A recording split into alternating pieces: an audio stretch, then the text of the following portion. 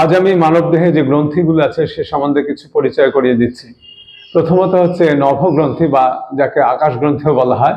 সেই গ্রন্থির মধ্যে প্রধান গ্রন্থিগুলো হলো ইন্দ্র গ্রন্থি, যাকে বলা হয় থাইরয়েড গ্ল্যান্ড। তাছাড়া উপেন্দ্র গ্রন্থি, যাকে বলা হয় প্যারাথাইরয়েড গ্ল্যান্ড। তাছাড়া আছে তালু গ্রন্থি, যাকে টনসিল বলে, এবং লালা গ্রন্থি, স্যালাইভারি গ্ল্যান্ড। এগুলো হলো নবগ্রন্থিগুলোর মধ্যে প্রধান। এছাড়া আছে বায়ু গ্রন্থি। বায়ু গ্রন্থির মধ্যে প্রধান গ্রন্থিগুলো হচ্ছে ফুসফুস বা লাং, হৃৎপিণ্ড বা হার্ট, এবং মঙ্গল গ্রন্থি বা থাইমাস। এছাড়া আছে অগ্নিগ্রন্থি। অগ্নিগ্রন্থির মধ্যে প্রধান গ্রন্থিগুলো হলো যকৃৎ বা লিভার। তাছাড়া আছে স্প্লিহা বা স্প্লিন। তাছাড়া আছে সূর্যগ্রন্থি, যাকে অগ্নাশয় বলা হয়, ইংরেজিতে প্যাঙ্ক্রিয়াস। তাছাড়া আর আছে শুক্রগ্রন্থি, যাকে অ্যাড্রেনাল বা সুপ্রারেনাল গ্ল্যান্ড বলা হয়।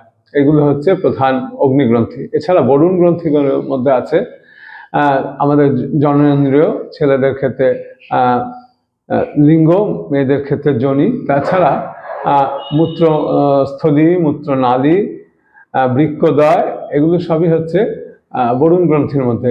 তাছাড়া আছে ছেলেদের ক্ষেত্রে কন্দর্প গ্রন্থি বা কাউপার গ্ল্যান্ড, এবং মদন গ্রন্থি বা প্রস্টেট গ্ল্যান্ড। মেয়েদের ক্ষেত্রে মিথুন গ্রন্থি বা স্পিনি গ্ল্যান্ড, এবং রতি গ্রন্থি বা বার্থলিন গ্ল্যান্ড।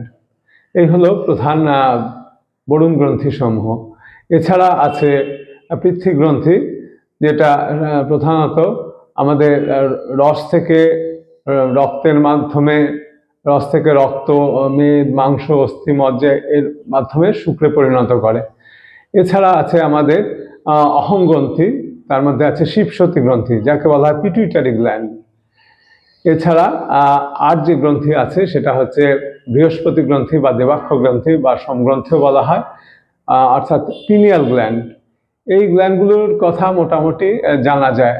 যে দুটো গ্রন্থির সম্বন্ধে একটু সন্দেহ আছে, কিন্তু আয়ুর্বেদে বলা হয়েছে, আমাদের প্রাচীন শাস্ত্রে বলা হয়েছে, সেটি হচ্ছে একটা হচ্ছে রুদ্র গ্রন্থি, এবং শেষ যে গ্রন্থি সেটা হচ্ছে সহস্রার গ্রন্থি। সুতরাং এই যে গ্রন্থি, সেই গ্রন্থিগুলোর নাম আমি বললাম, আপনাদের সুচিন্তিত মতামত জানাবেন। এই গ্রন্থিগুলোর নাম যে আমার কাছ থেকে পাচ্ছেন তা নয়, এগুলো আয়ুর্বেদের বইয়ে, প্রাচীন গ্রন্থে বহু জায়গায় লেখা আছে। নমস্কার।